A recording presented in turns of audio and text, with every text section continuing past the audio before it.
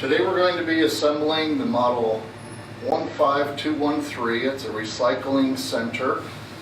Before we begin, on behalf of myself and the other Catskill Craftsman employees, I'd like to thank you for purchasing one of our products and placing confidence in us.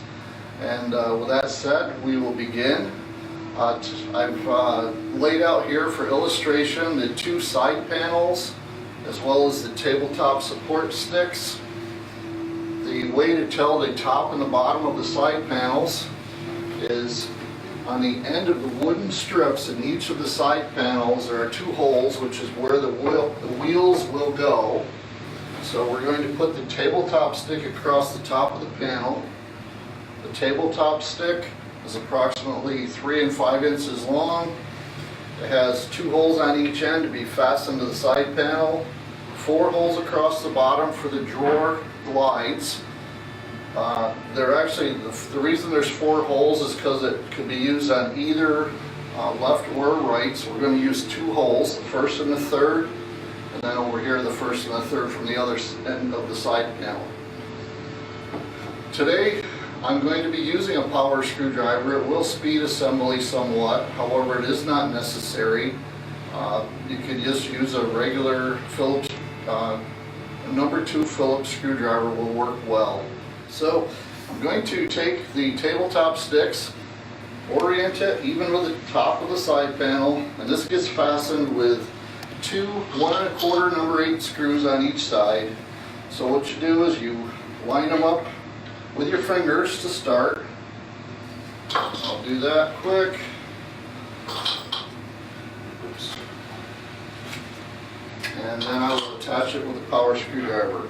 You don't have to go super tight, they just have to be snug.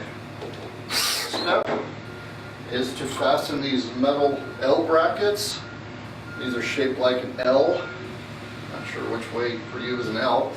It has a slot on one end and a hole and a slot on the other.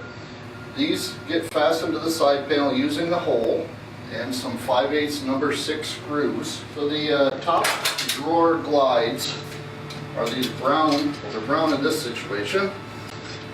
Before I show you which ones to use, I'll show you which ones not to use. The ones that actually fasten to the drawer are shaped like a Z or an S. So they're the ones that I'm going to set aside, because those get fastened to the drawer. So there's 2 of those. Here's the other one. The cabinet glides are actually stamped on the inside. So this one is stamped CL, meaning cabinet left. So that will go on this one, which becomes your left side panel. And I'll set this one aside. So the glides actually, they go almost even with the front edge of the tabletop stick. And again, you're going to use the first hole and the third hole. And so here they are, the first, there's 1 hole that lines up and a second hole.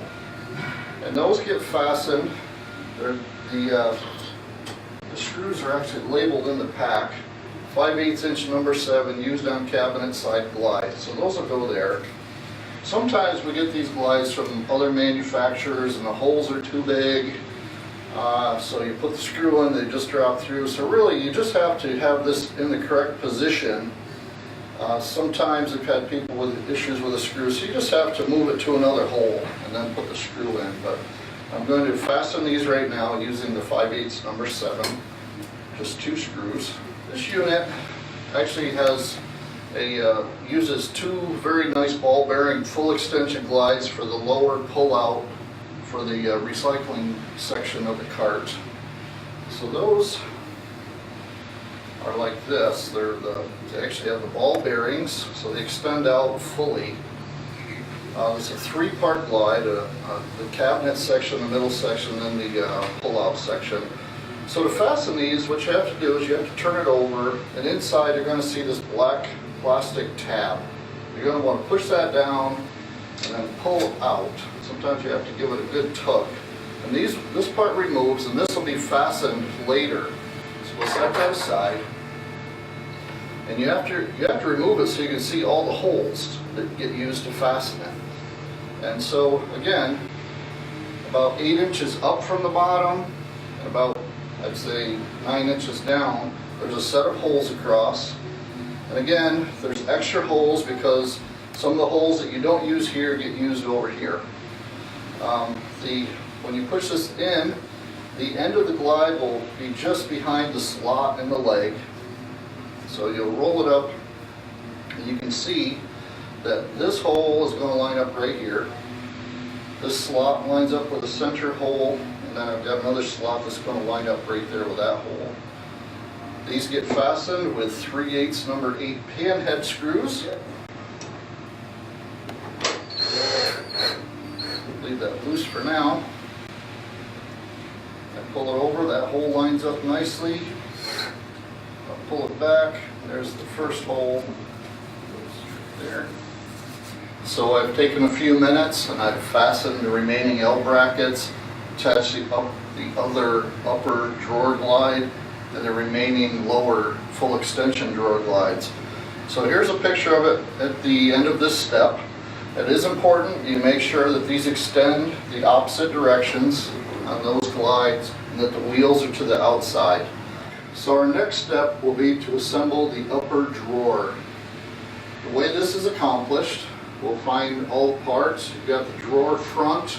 It's a wooden piece, 2 holes and 2 holes for the handle.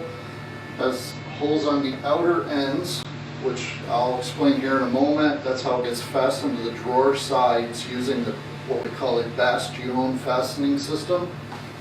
Has 2 drawer sides, a left and a right, and also the drawer back, a long slotted piece with 2 holes in each end, and then our drawer bottom.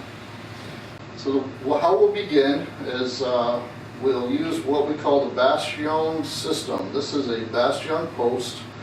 It's a silver colored post with threads on one end. What I do is I typically have a small Allen wrench, which I use to thread those in. It has this one has a slot for a flat blade screwdriver. Some of them come with Phillips heads. And so what you do is you just start. We use these holes on the outer ends of the drawer front. Turn them in a little bit with your fingers. I always put my small Allen wrench in, and I just give that a turn it in until the shoulder touches the wood. And then it's very important that these get oriented the correct direction. So next, we're going to take one of the drawer sides. I'll use this one.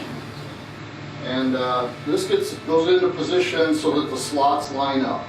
But before you put it in position, you want to put one of these barrel nuts in the hole.